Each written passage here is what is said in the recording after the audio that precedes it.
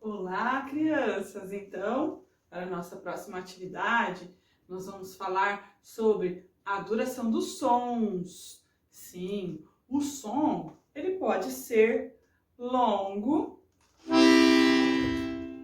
e ele pode ser curto. Longo e curto.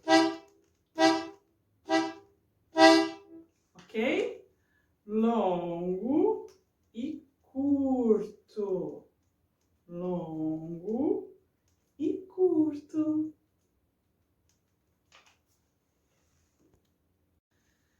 Muito bem, agora que vocês conseguiram então diferenciar o som longo do som curto, nós vamos então representá-los com as nossas mãos, ok? Vou soltar aqui uma sequência de sons e nós vamos ouvir e fazer com as nossas mãos.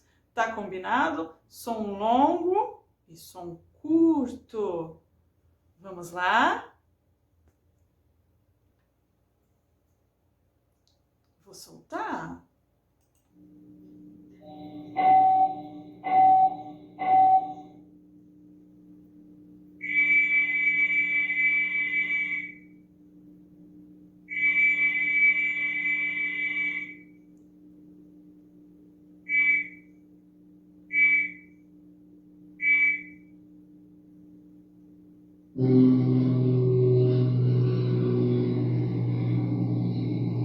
Parece um avião, né? Olha de novo. Muito bom.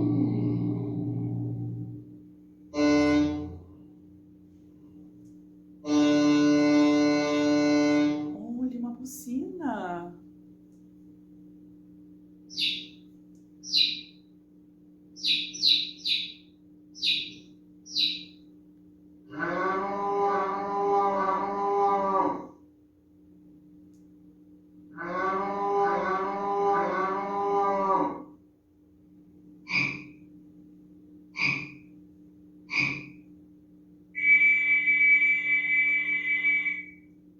Muito bem, pessoal. Agora nós vamos pegar aquela folha que eu pedi.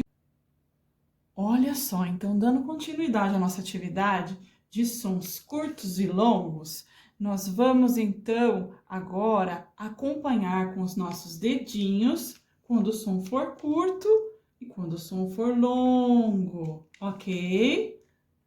Vamos lá?